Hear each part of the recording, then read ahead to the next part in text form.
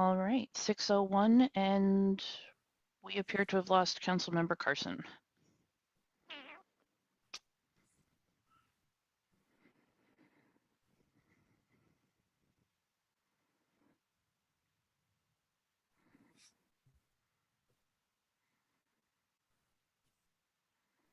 Give him a few moments, see if he can reconnect.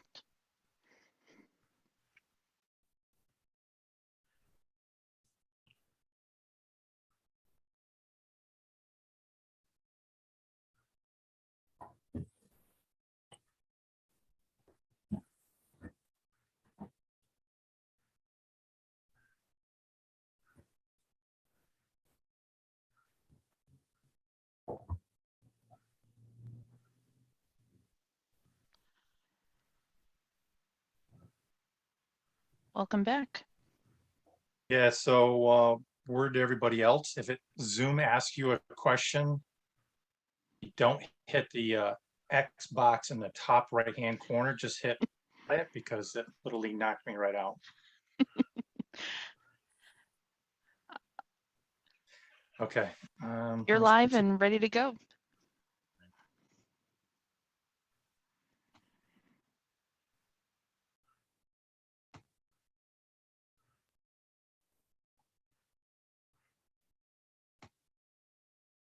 All right, we will call to order the first finance meeting of January 2022. Today is January 10th. Common Council member Katie Lapari-Shu. Here. Do you have your video? I will in just a second. Okay. Council member Scott Harrington. Here. Council member John Rafter. John, you're muted. Yep. Here. Okay. To the committee members, John and Scott, were there any corrections needed to the minutes from the December 13th regular meeting? None from me. You're good, Scott? Yeah, I'm good. I'm trying to find all my stuff. It just disappeared. I know that feeling. Why don't we go to topic A, the OPT contracts. David, you're up.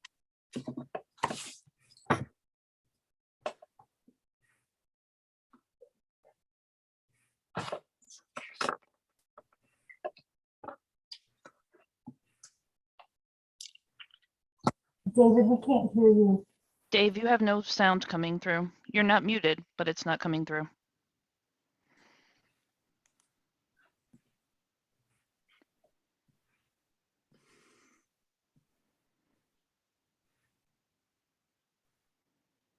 That better? Much better.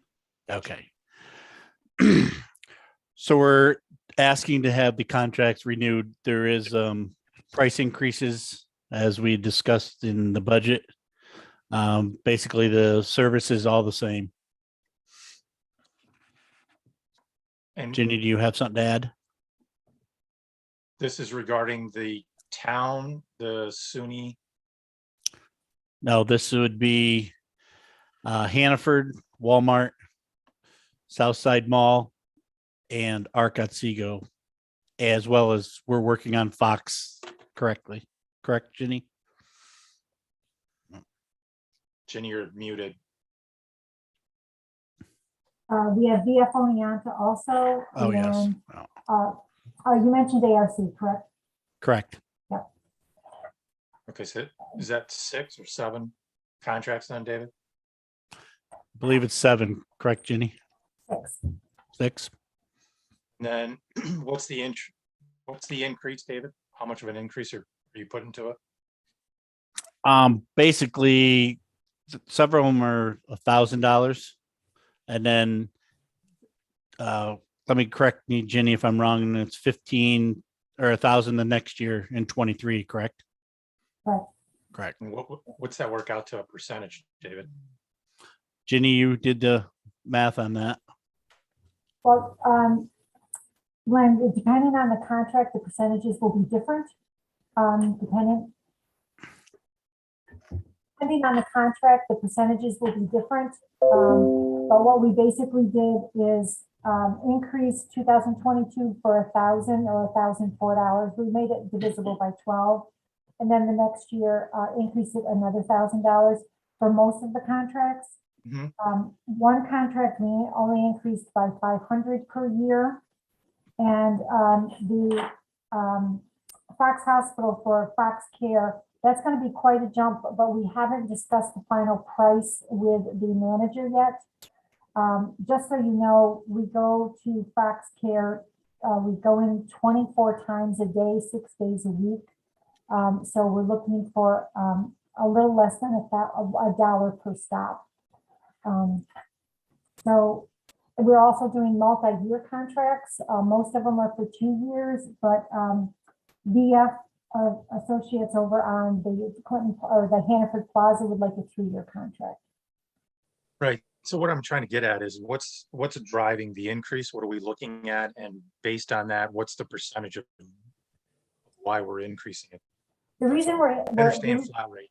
the reason we're increasing it is because by 2023, after the CARES funding is gone, OPT, we are projected to be running at a deficit, so we have to start increasing the contracts. We've had a surplus for a number of years within OPT, and we haven't raised these contracts for a number of years for that reason. So now it is time, just based on operating costs, to start increasing our contracts. Any other questions from committee members? Katie? Yeah, I think just following up on Lynn's question with regard to the increases, what's the scope of the deficit that we're facing in 2023? And what's the plan for the increases over the course of the next 2 years in order to make the OPT break even or be profitable? Well, that discussion, if you want to get into the details of it for tonight, it would be quite a discussion. Okay. There will be a number of things going into that OPT budget for 2023. This is just part of it, Katie. We'll also be looking at fare increase. We'll be looking at our 5311 aid. We'll also be looking to see how much CARES funding is left for 2023. But for 2022, we budgeted about $400,000 for our CARES funding. And if we end up using all of that, then less our normal operating aid will be about, I want to say, around $300,000 that we'll have to raise between contracts and fare box and other sources of revenue, which we're looking at increasing advertising and different revenue sources there. And you also have to remember that we just cut the expenditures for OPT by consolidating 2 of the runs. Right. I guess I'm having a hard time. I think it would help understand where this piece of the puzzle fits in order to make a decision around it. If we could understand the total picture. And I understand that we can't get into that tonight. That's just I guess my sort of internal question is where, is this sufficient? And without, I think, knowing the total picture, that's hard to know. I believe it is sufficient at this moment in time. And also, we're taking the same approach, doing slow and steady increases for the consumer and not having a very large increase except for one vendor. And we'll be looking at it over the course of time. And again, we'll probably be letting it increase slowly after year, and then it will have the compound effect. Gotcha. I guess my concern is that if we get to 2023 and these increases aren't sufficient, then all of these vendors are going to be facing, a hard reality when we say, we have to increase it quite a bit in order to keep OPT running. Well, as I said, this is only part of their revenue sources. The rest of it will be coming from advertising, fare box revenues. We also have our contracts with SUNY and Hillside Commons, which we already have in place. And also our operating aid, our 5311 operating aid. So again, if you want me to put together a projected financial statement, before you approve these contracts. We won't be able to do that tonight. No, I think Katie and I are on the same page. What I'm trying to get across, and I think she is also, is that are we going to be cash positive? Are these changes, David and Ginny, that we're going to be cash positive now, today, not in 23 or 24, but in 22? These changes that you're doing, taking into all of our expenses, all of our liabilities. I don't care where you're getting the cash, whether it's from the individual using the bus or the client that does the signing of the contract, but are we going to be cash positive? We're going to be cash positive in 2022, but we're going to be cash positive by depending on some of the CARES aid. If you look at the 2022 total operating budget for OPT, you will see that we have budgeted federal aid, which is part of the CARES funding that we received. Right. I think it would help me to be able to see the scope of the changes that are being made. Obviously not for tonight, but I think just going forward, understanding this operating fund, you know, where all these revenue streams are coming from, what the planned increases are projected to be, just so that we, similar to the way that, you know, we saw with the water fund, we sort of know where that's headed, and that was really helpful. I think it would just help me see the total picture. I don't know if anybody else on the committee or on council would find that beneficial, but I would just like to put that out there. That was provided during the budget process, Katie. I can send it out to you again. I can also update it and get you more current projections if you would like. Okay, sure. Yeah, maybe it's just something that I missed during the budget process. That would be really helpful, Jenny. Thank you. Did he just send it out to the committee at large, please? Yeah, absolutely. I'll send it out to the whole council. Okay, so committee, for tonight's purposes, is there anyone objecting not to take this to full council? None. Katie, you're good. Yeah, I guess so. Yeah. Thank you. Topic B, the maintenance worker appointment. Greg? Yeah, this is to fill a budgeted vacancy in the Department of Public Works on the water and sewer crew. It'll be a CSEA grade 4 position.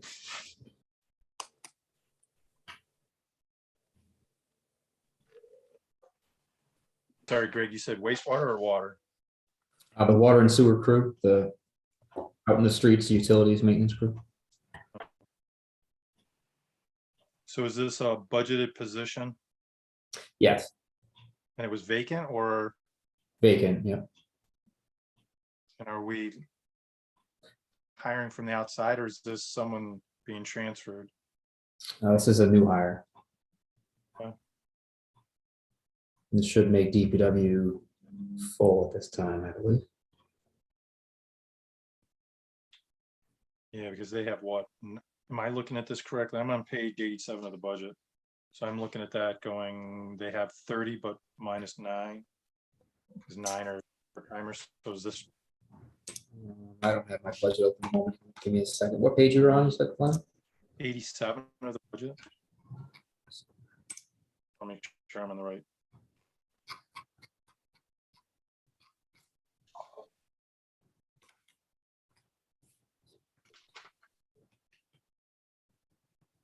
This position will, the 30 that you're looking at, it is one of those. Not every employee that's in what I consider DPW is listed in that 30 there. They're spread over a few different pages. Well, it says maintenance worker. There's 4 positions. So I'm just trying to catch up here. Sure.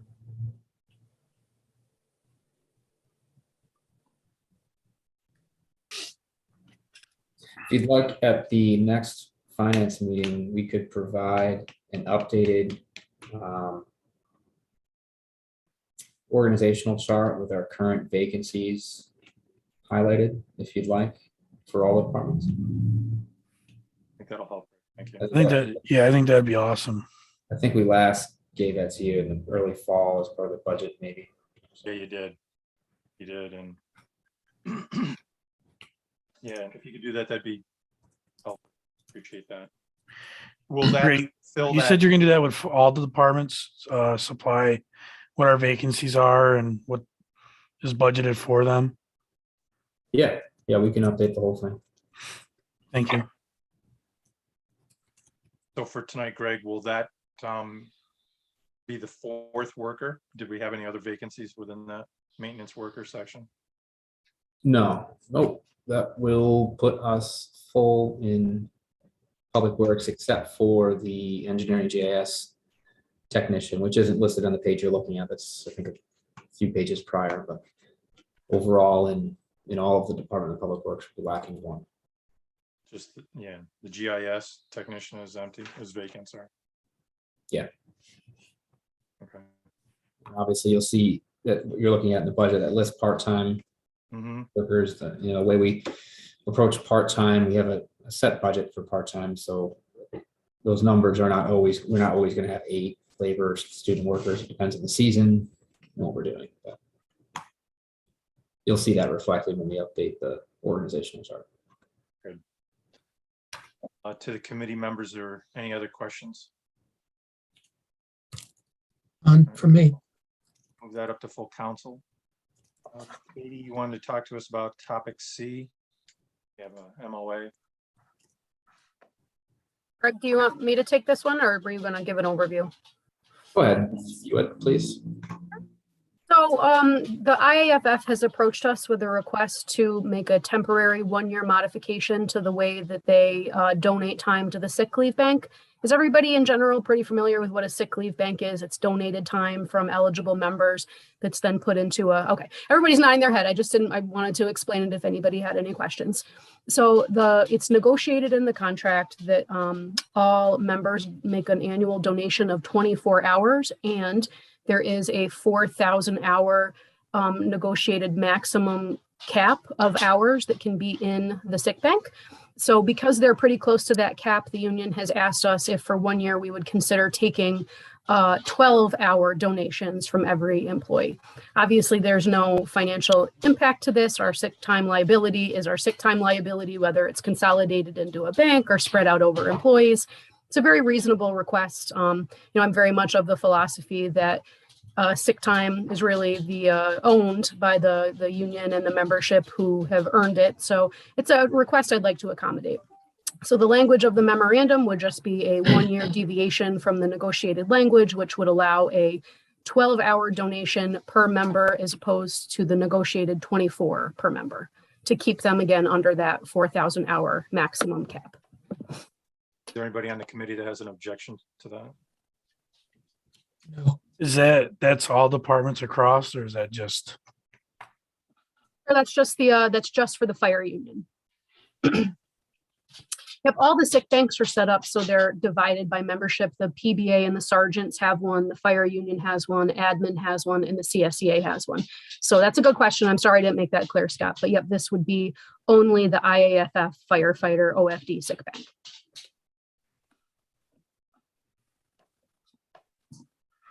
Any other questions? Sounds reasonable to me. And me. Okay, we'll move that up to full council. We'll move on to topic D, which is the update to the part-timer hourly wage.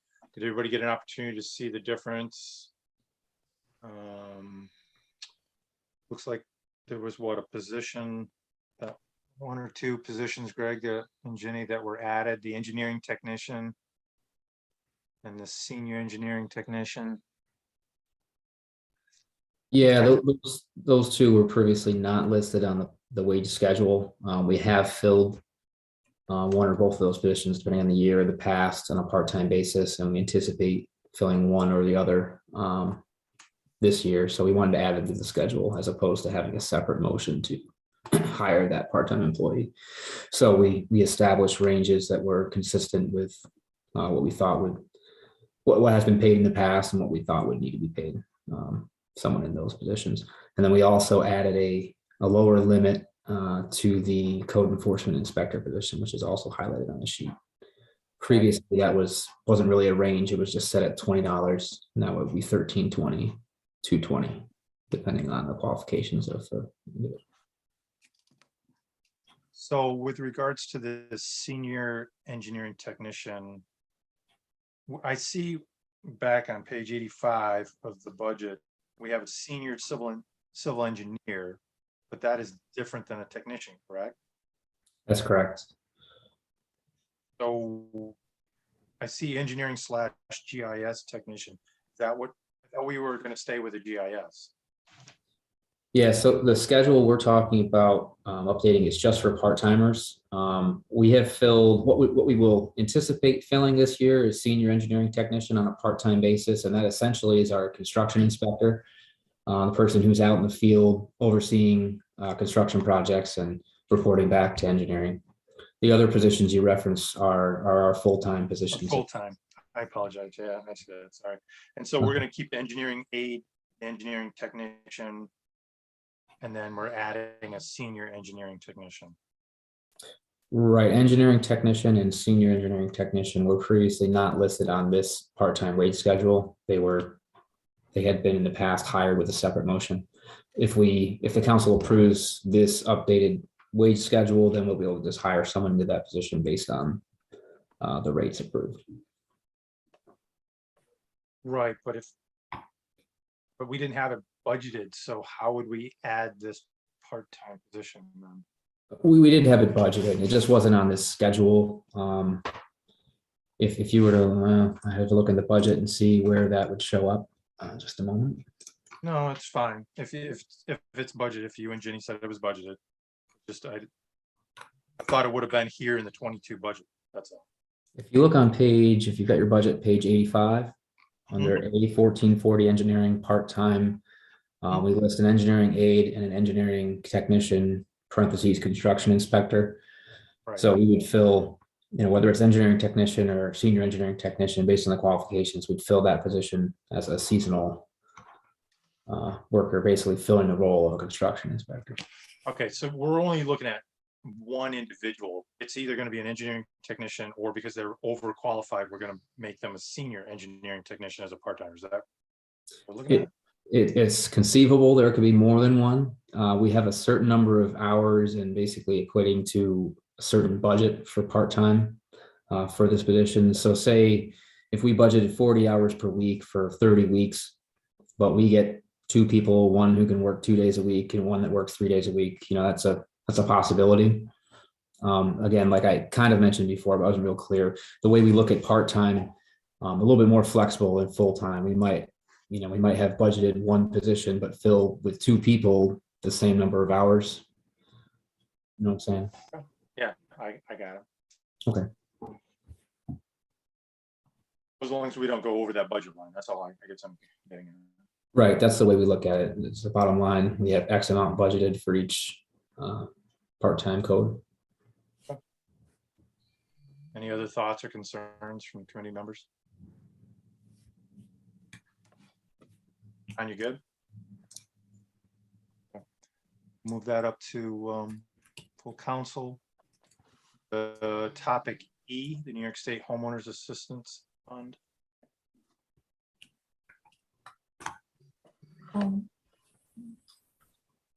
Greg, do you want me or Judy to take that? Whichever would like to. Judy? Would you like to start? Yeah, I can start it. So at the Housing Commission meeting last week, we had a presentation by the Greater Mohawk Valley Land Bank about the New York State Homeowners Assistance Fund, which is a fund that's available through the end of January or until the funding runs out, whichever comes sooner. This money is for homeowners to be able to apply directly. It's federal COVID relief money that's come down through the state. It's administered by the New York State Homes and Community Renewal Office. And it is to help homeowners pay for bills that they may be behind on could be mortgages, taxes, water, sewer fees, utilities, etc. The Greater Mohawk Valley Land Bank is an authorized technical assistance provider in this area to help homeowners with the applications themselves. So the city is going to be promoting that through our social media and providing on the social media links to the program, but also to the Greater Mohawk Valley Land Bank office, who can help them with those applications. Ginny has talked to Alyssa at the GMBLB, and we have some water bills that are late right now. So we'll be able to do a mailing to them with a flyer about the program and about the Greater Mohawk Valley Land Bank and their contact information. They've also, the land bank has also reached out to the county. They're in the process of reaching out and following up on that. So they're going to be trying to get the list of folks in arrears through the county. So it won't be just city residents, but it would also be county residents. And then the land bank can do direct contact and mailings to those folks as well. So we just wanted to make sure you were aware of the program and the efforts that we're going to be involved in trying to promote the program. So is there any cost to the city, Judy? No. So we're No, just marketing, none. just promoting and marketing this. Yeah, pretty much. I think we've just determined that the mailing will be a really good way to get out to our water users that are in arrears or late. And the social media is probably the best way to reach out. Land Bank is also doing promotions of the program, as is New York State. Okay. Any other questions or concerns? No, this is the one, the real quick turnaround, right? It ends at the end of January. Yes, it ends at the end of January or when funds run out, whichever sooner. My inclination is it'll be when funds run out. So that could be at any point in the month. And I just wanted to, I know you had a concern at the Housing Commission that we can't really help people fill out the stuff, right? Is that still? The land bank has not answered that. They were going to be speaking to their representatives at the state last week, and she didn't get back to me yet. And I emailed her today and didn't get an answer. But my understanding when the program was in the works, and not since it's actually been out, but my understanding was if you are owed money by the homeowners, you can't help them with their application. So that's the question posed to the land bank. We can definitely promote it, and that's what we're going to limit ourselves to. So if people contact us directly, homeowners contact us, we're going to send them to the land bank because they definitely are official technical assistance providers. They've had all the training, and they can actually go right out to people's homes. They can meet them at cafes, where there's internet connections. They can do quite a bit to help the homeowners get their applications in. So. Thank you. Yep. Any other questions? No.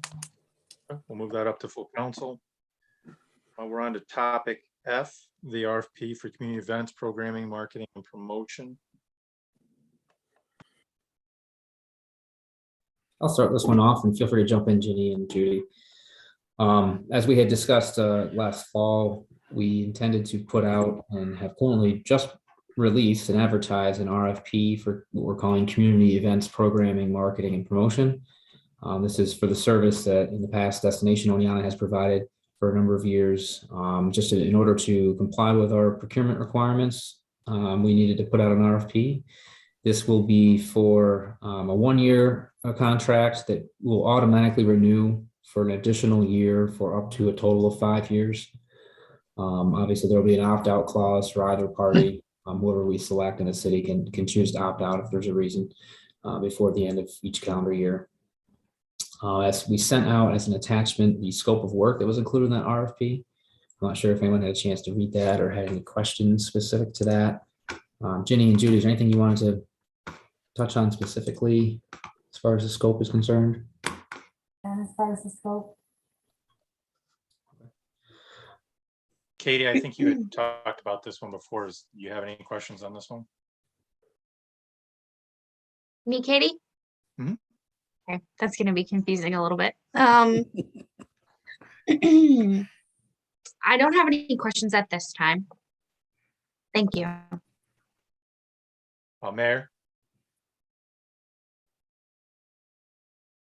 So I just want to make note of the fact that this RFP is very specific regarding the expectations of whomever the contractor that this is awarded to might be.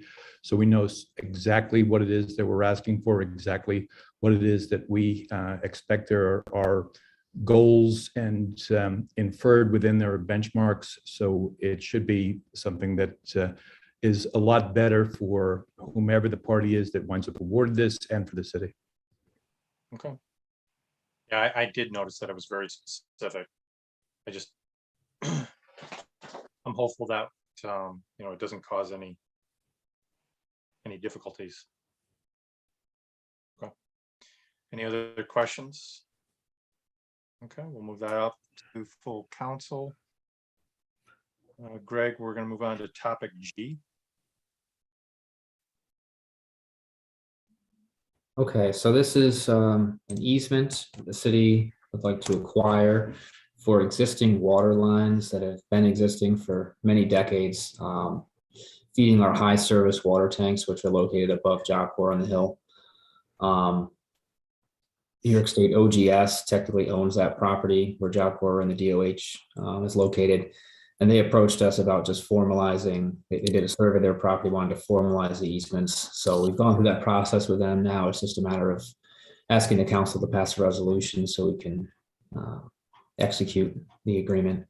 There's no cost to the city. It essentially provides a 20-foot wide easement along the existing water lines where we can access and maintain and replace them in the future, and also around the water tanks. Dave Merzig, those contracts or those documents met your specifications? Yeah, this formalizes what had been an informal agreement for, as long as the tanks have been there. OGS reached out to us. The mechanism is going to be pretty straightforward, but they said that we need a resolution, and I kind of bounced back in their court and said, tell us what you want, because we don't want to guess. And then I didn't know whether it went to OGS, whether it went to the state of New York. I didn't know how it was phrased, but so they're going to send me a proposed resolution, but the survey, but it'll be all in accordance with a copy of the survey attached, which will ultimately be recorded along with the easement. It's a step forward that will serve us well for the next couple of 100 years, I hope. Are we talking like 1,000 lineal feet? How many feet are we talking here? Oh, it's pretty long. Greg can answer that better than that. I can't remember the exact length, but it's several thousand feet plus the tanks. Oh. Okay. Any other questions? Okay, hearing none, we'll move that up to full council for a resolution. Back to the bucket truck. Purchase of a bucket truck was approved in the 2022 budget, intended to be paid for out of the highway equipment reserve. We budgeted $165,000 for this purchase. We are getting an updated quote from Sourcewell, which is one of the cooperative purchasing contracts that the city has access to, so that this would allow us to, if the council approves, use that contract to purchase the equipment without having to do a formal bid, since it's already been bid, and we would be piggybacking on that bid. We would also have a motion to approve the funds coming out of the highway equipment reserve, even though it's budgeted and we indicated that's how we intended to spend to fund it. Our practice is to get a motion to authorize those funds to be taken out of the specific reserve for this purpose. So we expect to have the updated number, which we expect to still be within our budget, which was based on the original quote, in time for council next week. So I get a sense that it's going to be a little bit more than, what was it, $165? I forgot.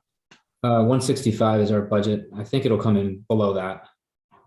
unless it's increased significantly, I guess we'll see, but based on the contract pricing that we looked at in the fall during the budgeting process, it was a little below that, 165.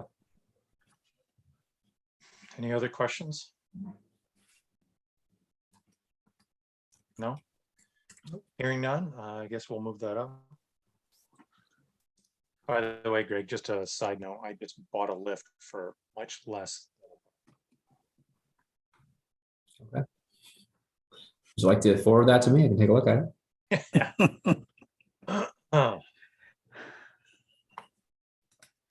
But we can't contract with you, Glenn. yeah. No, not when it's definitely not when it's minus 25 too.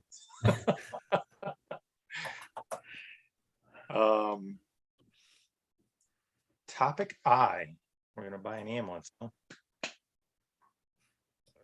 In the 2021 budget, we had, the council had approved the purchase of an ambulance and to be funded with the use of restricted donations and the balance to come out of the public safety reserve. The fire chiefs have put together the final order for it. We had originally budgeted 328,000, and the original or the final estimate is just under 326,000. So what we need to do is send a motion to council to approve the cooperative contract through the HGAC, which is a cooperative organization that we're a member of, and that VCI emergency vehicle specialist will be building the ambulance. And the motion will also include, again, approving the use of the restricted donations and the public safety reserve. So Katie asked this question at the last council meeting. I think we took a gift of $55,000 for an ambulance. So that's going towards this purchase. okay. So city taxpayers will save 55,000. Well, so yes, they're really going to save $153,861. That's how much we have in reserves right now for restricted donations towards the ambulance purchase. Okay. And the doers are still contributing? Yes, but they do like to stay anonymous. Okay. Any other questions? None for me. Okay. We'll move that up to full council. Have a city administrator's budget transfer report. For the last finance committee, which ended up getting canceled, we sent out a report of all of the city manager approvals that had been done since September on a quarterly basis. We provide this to the finance committee. I want to say there were about 36 of them, I think, in the report. I don't know if you have any questions over the individual ones, but Greg and I are here for any questions if you have any. From the committee, any questions? Katie, you obviously you didn't get a chance to see it, so. I was just gonna say I didn't receive it, so. All right. The whole council should have. Any of the finance committee materials goes out to the whole council. It was included in this this committee's package as well. We were like Jenny said, we were intending to send it out in the end of 2021. Got pushed this meeting since that was canceled. I think it's called Budget Adjustments - City Administrator. I'm not sure where it falls in the packet. Probably. Greg, just to refresh my memory, you can transfer up to $10,000 within a budget line. Is that correct? 20,000. 20,000.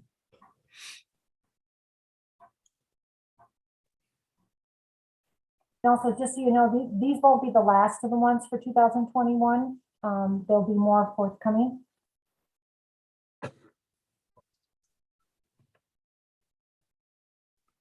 So from the committee, is there any questions?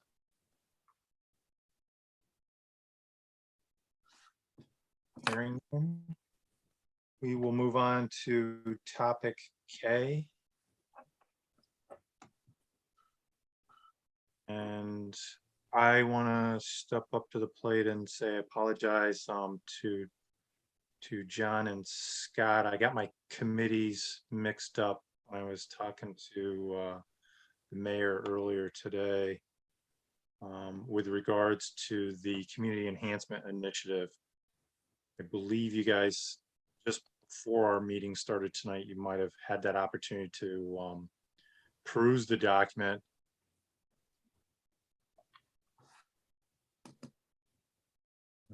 Hold on before I screw up here.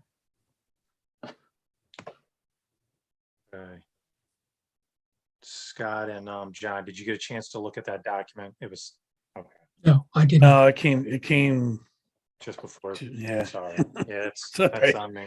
Yeah, that's on me. So, Mark, why don't you take the narrative on this one? Sure, certainly. So I think most everybody has had an opportunity to sit down with me for a length of time over the course of the last several weeks, talking about various things that are on my agenda. High on that agenda is this idea of generating an opportunity across two different needs, as I see it. One is to engage the community in a way that is constructive and positive, and kind of paves the way for us to utilize the community moving forward across some of the other issues that we have that are pressing, that we've been struggling to deal with. And the other is to provide our marketing, which is so important to our successful connection to these 1,000 people I continue to talk about that we are marketing to, those who have jobs already and that we want to bring to Oneonta. We are competing with cities, many small cities within a 2-hour radius of the city of Hudson that have a similar idea as we do. So we're looking to take our quality of life as being the asset that most people have identified as being our strongest, and double down on that with documentable improvements that are generated through this initiative, that we can continue to inform a website that we will be building shortly, and our marketing campaign with continuing assets, which are should be a godsend to a marketing strategy. So I have talked to most all of you guys about this. The idea is that very much like the Cool Grant that Ginny and Judy championed, and that I think everybody felt pretty good about, this is a little bit less of a, there's more of a wide net that's being cast with this. The dollar amounts that we are talking about in terms of maximum award is, it maxes out at $1,000. The expectation is that this is a process that will run through application, which quite honestly, I lifted quite a bit of the Cool Grant application because you guys did pretty good work. Jenny, thank you for sharing that, because it was a big help to me in putting this together. That application will come in through the city clerk, folks that will have a desire to do something that has community value, but won't enrich themselves or their businesses or their friends, but rather be something that is specifically valuable to the community. That'll come in by way of application through the city clerk. And the city clerk will then take those on a monthly basis, having worked with the applicants to make sure that they've got everything, in fact, taken care of, and everything is filled out as it should be. That'll then go to community development, who will then make their determination of what might get passed along to the Quality of Life and Infrastructure Committee, which is the new name essentially for the Planning Committee. They will then take those applications that they feel warrant the council's approval to council, and then we'll make those awards. That's modifications that you'll see in the document that has been sent to you by Len, and I think some by me. You'll see in red. They are more to do with the structure of this, to make it something that passed muster Dave Mertzig's review, and it did. Dave, you give me a thumbs up if it did.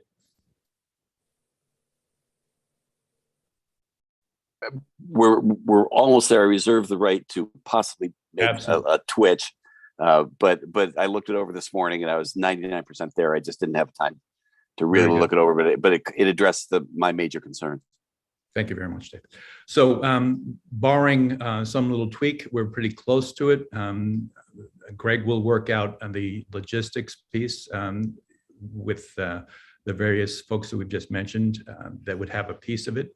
But generally speaking, we should be able to keep this clean, have any number of people be able to do things within the context of community improvement that will make them and their communities feel pretty good about the process. And as I said, then we'll provide ourselves with assets that we can use for marketing. I think that pretty much describes it. Thank you, Mark. So I guess to the committee, I don't know how much of a discussion you want to have on this. I was looking at this as not a consent item, but a item of discussion that we can put on next week's council agenda. If there's any discussion that you want to have here in this committee, then let's have it. I'd certainly like to have another discussion. I don't need to have it now, but clarification about Cool Grant and actually the impacts of some of these things. I'm not sure I wasn't fully enthusiastic about the Cool Grant. And I don't think it was, something that was we're just on the border of ready to cross that border. But, Right. And in terms of understanding this more, I'd like to have a discussion. Pat or Katie? I kind of echo John. I really haven't had a chance. I know, Mark, you did present the ideas to us, and I just haven't had a chance to really look this over. So I think a discussion would definitely be appropriate. I mean, the only thing I see real quick, just looking over the couple seconds, was the cap was $1,000 per person, but what was the cap overall coming out of the general fund? It's 0.075. You broke off 0.75. Yeah, so it's 0.75%. Oh. So it should be basically around $60,000. But if the fund goes down, then the percentage goes down. If the fund goes up, then the percentage, obviously. So I was in favor of a percentage rather than having a fixed amount. So then it recognizes if the fund is doing well or not doing well.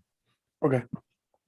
I probably overlooked it in here somewhere. Like I said, I was just looking through it real quick. So yeah, no worries. And I think the other adjustment that needs to be highlighted to the committee is within the red section. This is the individual is doing the work, putting on the event, and then they're coming back.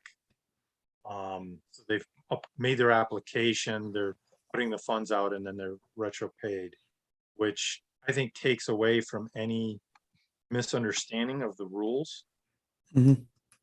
And doesn't put any of the city taxpayers' money on the line. Okay. So, and also another big point is that it's capped at $1,000.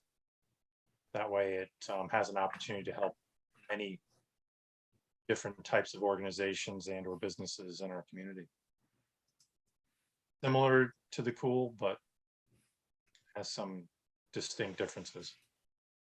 Okay, with I guess no other objection. Go ahead, Greg. I just want to point out that I think I'm not sure if your intent is to act on this at the next council meeting or just have a discussion and then bring it back. Again, I just wanted to make it clear that the city staff hasn't had enough time yet to review this and really vet the process. I see there's a good draft process in there, and I had a conversation with Mark and Dave Merzig on Friday about this for the first time. But I think we need to make sure we take enough time to hammer out that process, make sure everything we're doing has been fully reviewed by all involved staff, which I haven't had a chance to schedule that meeting yet. I just want to make that clear, so we don't get too far ahead of ourselves. We'll do that as quickly as we can, but I just want to make sure we're doing everything. So would it be better to bring it back to the next finance meeting and then we could have it maybe ready to go by the first meeting in February? Well, I think we also have an opportunity. I think, Greg, you have until next Tuesday. If it doesn't happen by next Tuesday, just give that explanation at the common council meeting. And then we can shake out the details for that. But I think I'd rather see us have the conversation at the council meeting with all of our council members to kind of hash this out, rather than delaying it just for the process. I mean, the city attorneys looked over it. Now it's down to the council, and if the council approves it, then it'll be up to Greg and Jenny to shake out those fine grass details. Okay. And just one other point of, I guess, a process point, but I feel like I should make it, is just, there's a new law, relatively new from last fall, where any public meetings held that have agenda items and supporting documentation to be discussed in public, technically we're supposed to provide those within 24 hours in advance of the meeting. Obviously, we didn't make that today. I didn't receive this. And I understand the impetus to try to move things along. I'm certainly not trying to slow things down unnecessarily, but just so you know, in the future, we'll try to get everything out to the committee and to the public 24 hours or more in advance. Can you share that law with us? Because that's the first I've heard of this. Sure. Yeah, it was Literally, we I mean- can have a public meeting, but we have to provide the materials. So we're never going to be allowed to bring anything onto the agenda after it's released to the public. What you're saying? the intent of the law is to provide the public with any documents that are going to be discussed at a public meeting 24 hours or more in advance. It was new in September or October, I believe, Carrie. October. October. I just found it on the state Senate website. Obviously, the intent is just for transparency's sake and to get things out there so people can see what's being discussed and show up. Okay. Yeah, not going to be hammered for missing it one time. I just want to make everyone aware of it. We can do our best to comply in the future.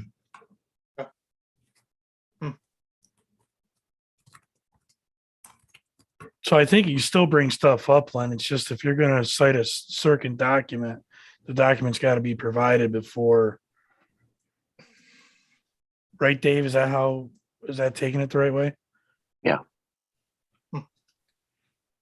It does say to the extent practicable. Okay. Good. Well, no, Greg, I'm glad that you brought this up because this is the first I've heard of this, and I think it's important for transparency. Absolutely. I'm all about transparency. So. Thanks. All right. So I think that's all of the items on the agenda, unless Greg, do you have any more that you wanted to add? I do not. Is there a need for an executive session? I have a discussion I want to have, or a question I'd like to raise. I'm not sure whether it's an executive session or not. Probably not. Well, John, if you have something that you want to add to the agenda, go ahead. Yeah, I've received, and we've all received, a copy of a performance evaluation form. It has a characteristic of talking above expectations, at expectations, and some range below. And Katie, do we have, yes, Katie here? Katie Bollinger? Hi. In looking at that, I've got to thinking a little bit about, one is we have a focus for this particular one, which is for Greg. But we've also talked in the past about performance evaluations being done on managers. And one of the things that I remember getting hung up on is when salary increases in my private organizations came up, it was kind of put to me, since I was putting together some forms, et cetera, that one of the things had to do with budgets, in that the organizational top management was being provided with an estimate of how much payroll was going to go up in the next year. And it was just a way of saying, okay, this is what we're setting aside, we'll be expecting to do. But we'd like to have an estimate from our finance office in terms of what our total expectations would be. And one of the things that popped up is reward top performers at a certain level. Average is average, and below average is not. And it led to an interesting problem with the managers having different, they had different expectations or different ways of thinking about it. One had to do with, it was sort of a Lake Wobegon Garrison Keeler, which was all of my employees are above average. So I want to give them what is an above average increase. And that, of course, presented certain problems, because other folks were saying, no, I understand this. This is what what I can distribute, but I can't.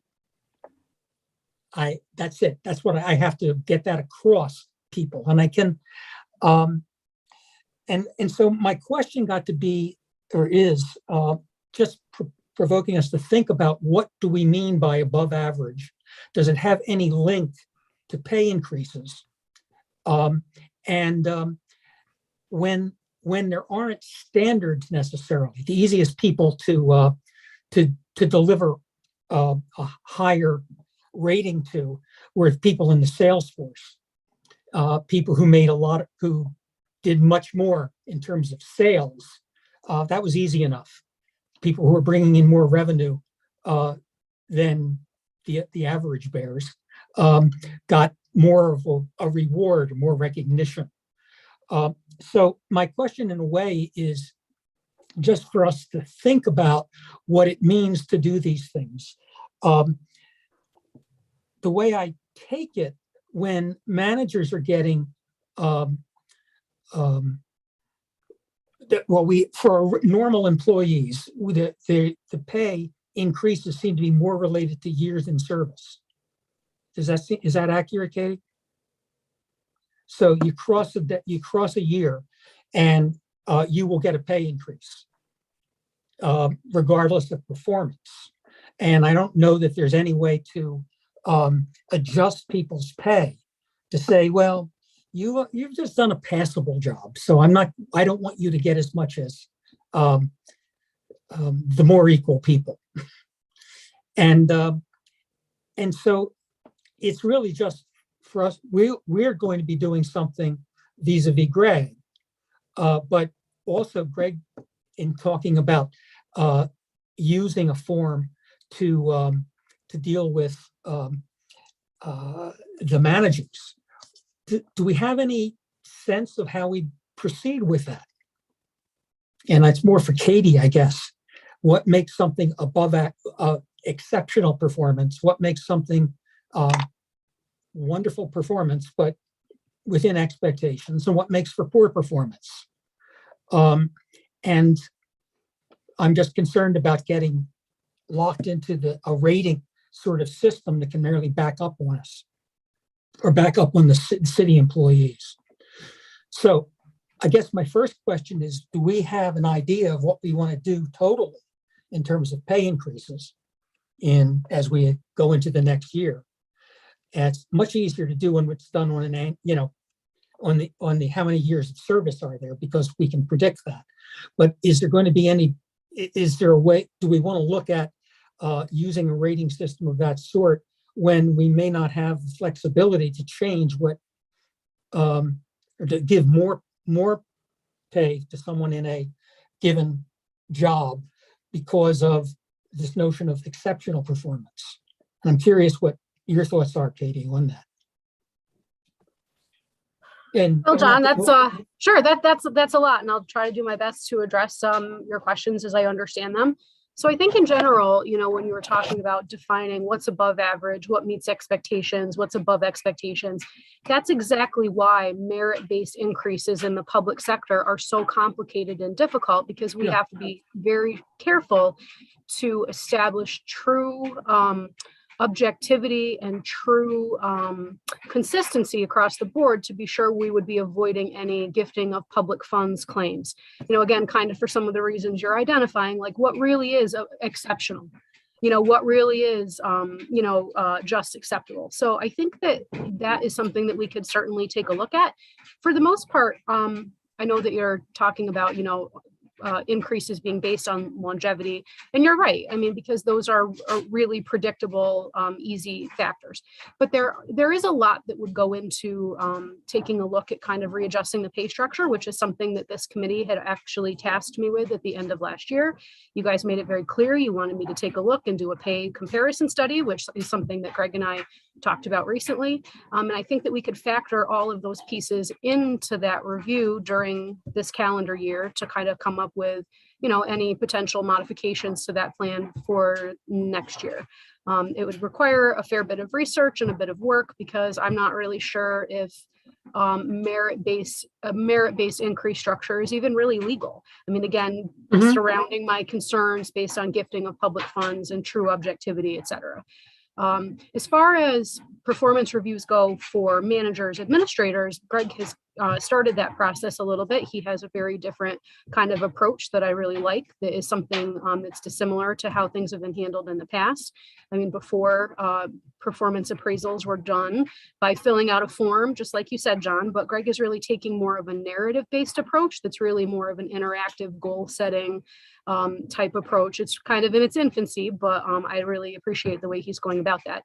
So I know I'm not probably really answering any of your questions, but your points are well noted. No, I think that those are great issues to consider. I don't want, my main thing is not wanting us to get into trouble in terms of employees' expectations.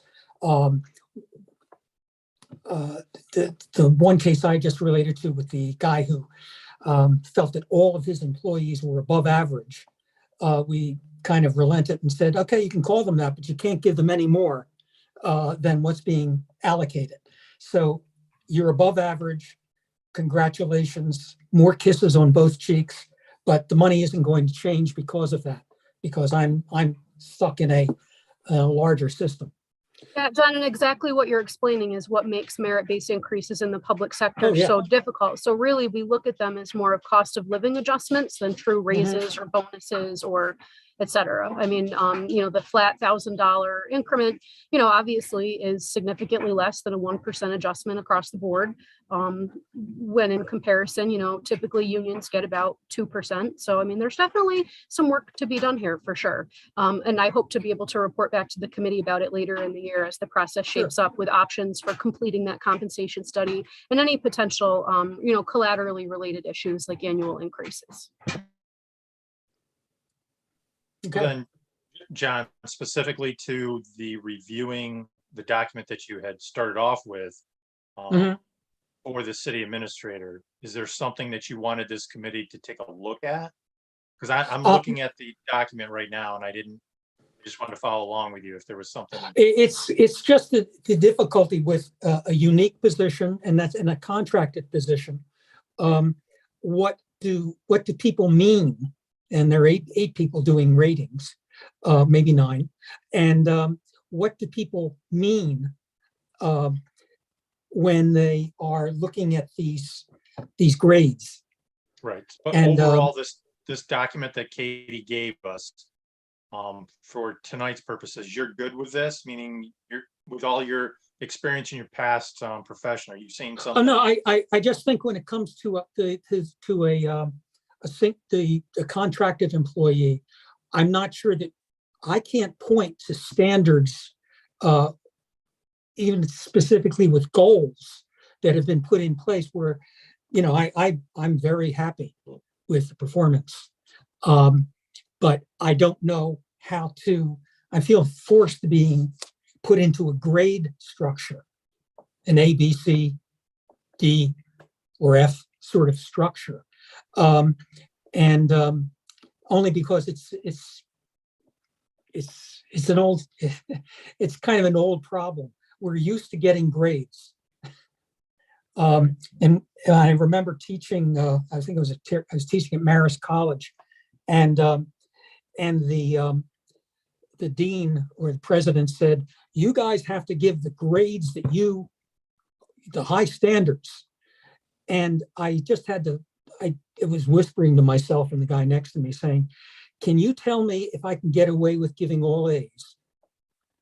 Or can I get away with giving all F's? When I do this stuff, I said, tell me when am I going to be called into the dean's office for an outrageous, or from his perspective, an outrageous abuse of a system, because people don't deserve all A's, people deserve all F's. So it's right. But I mean, specific to this form though, in your experience, are you seeing something that we should be addressing? I don't know I don't know what I mean by any of these things. I can say it in words. I could use a narrative that would be there. But when I'm having to check off a block or give a grade, I'm less at ease because I don't have necessarily standards that are defensible. So my Katie, understanding John and looking at your document, do you think that there's anything we need to adjust, or? I am certainly, I'm sorry, Len, did I cut you off?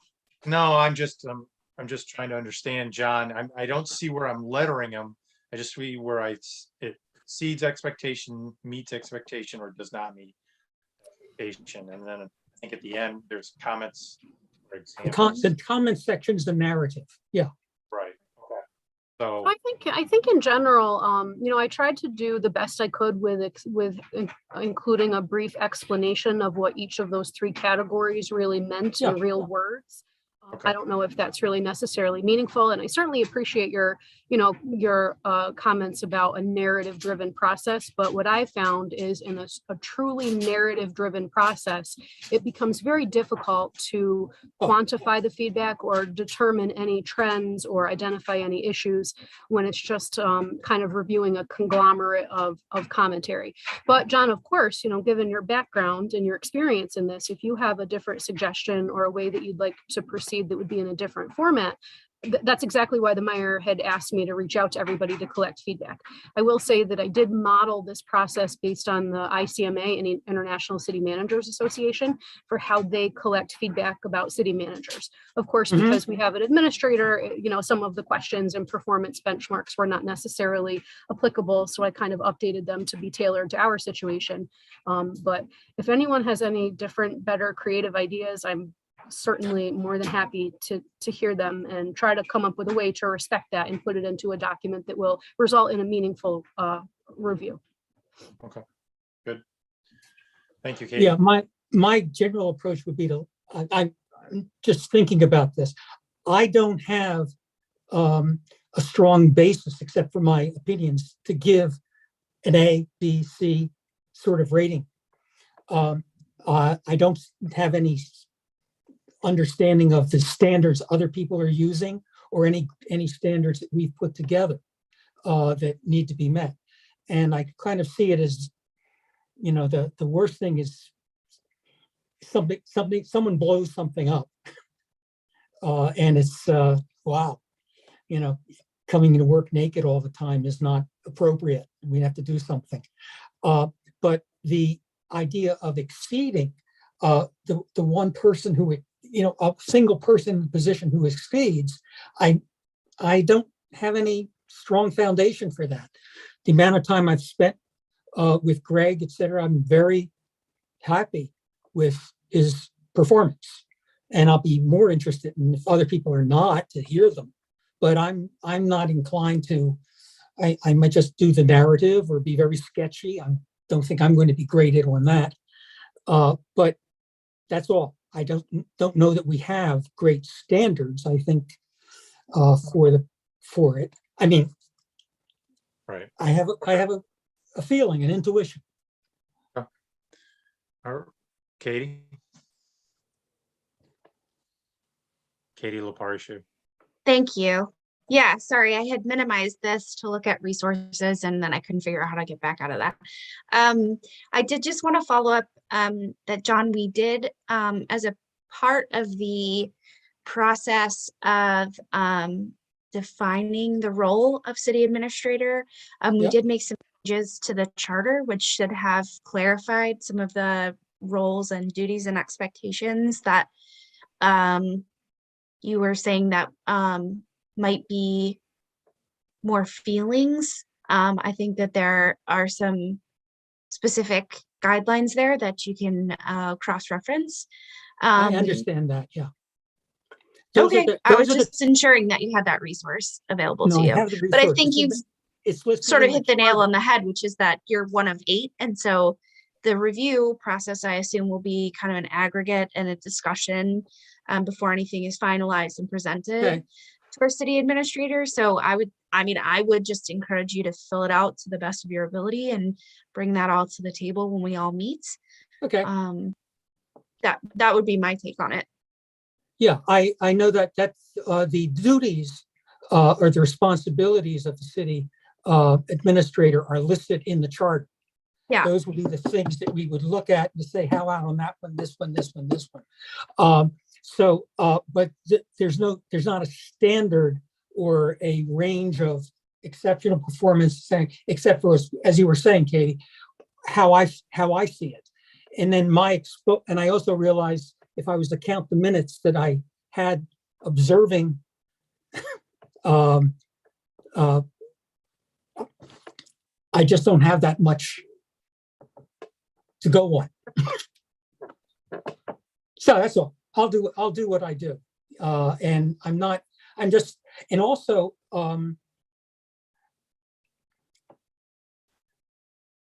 I appreciate Greg's request to know where he stands. And also knowing that in an atmosphere where we've had 3 city managers that did not last. And if I was in Greg's position, I'd be saying, I'd like to get a handle on anything I need to fix to either please the council, because that's who he serves at the pleasure of. And that's 8 different standards that we have. So I think that's that. I would like to be sure that given our history with city managers, that we can be very clear about not letting a problem go unaddressed. Not that I see any, but we did let a number of them go unaddressed.